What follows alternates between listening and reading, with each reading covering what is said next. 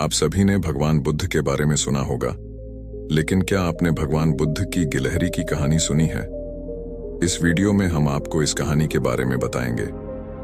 अगर आप इस वीडियो को देख रहे हैं तो पूरा देखें और निष्कर्ष निकालें कि आपने क्या सीखा।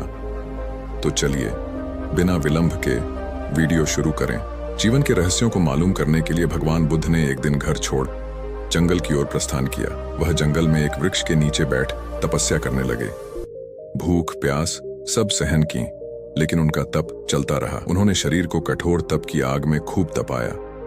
रात दिन वह आत्मचिंतन में लगे रहे। इसी तरह काफी समय गुजर गया। शरीर सूखकर लकड़ी जैसा हो गया, फिर भी उन्हें आत्मज्ञान प्राप्त नहीं हुआ। उन्हें अब कोई रास्ता समझ नहीं आ रहा था।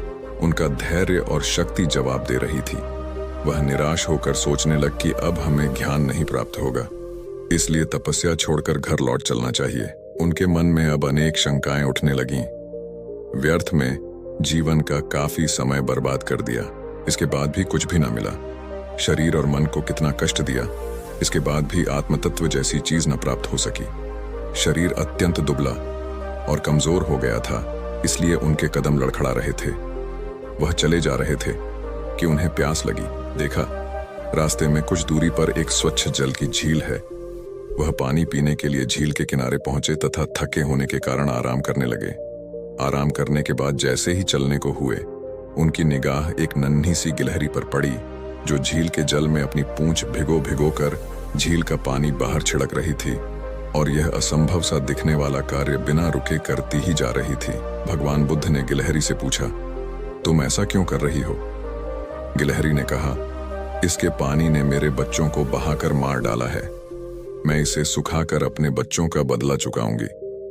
इतना कहकर वह फिर अपने कार्य में लग गई। यह देखकर बुद्ध बोले, बिना किसी बर्तन के इतनी बड़ी झील को क्या सुखा पाओगी?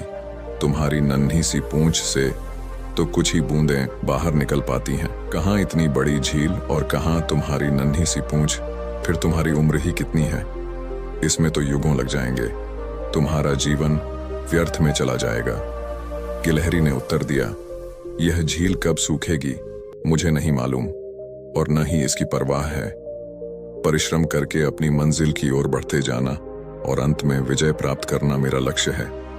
जब तक जीवित रहूंगी अपने कार्य में लगी रहूंगी। भगवान बुद्ध को गिलहरी की साहस भरी बातें सुनकर बहुत आश्चर्य हुआ। उनके मन में फिर उथल पुथल होने लगी।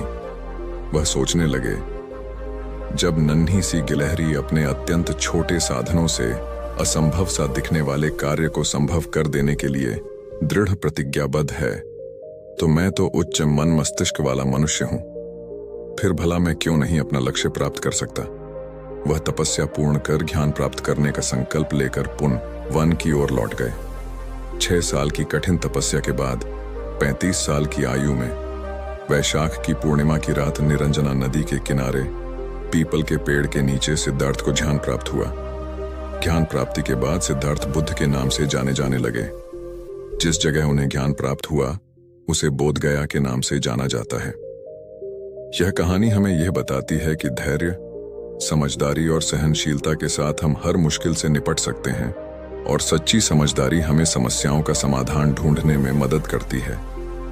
हमें सभी प्राणियों का सम्मान करना चाहिए और सभी के जीवन का महत्व समझना चाहिए। यदि आपको यह वीडियो पसंद आया है तो कृपया हमारे चैनल को सब्सक्राइब करें और वीडियो को लाइक करें। धन्यवाद।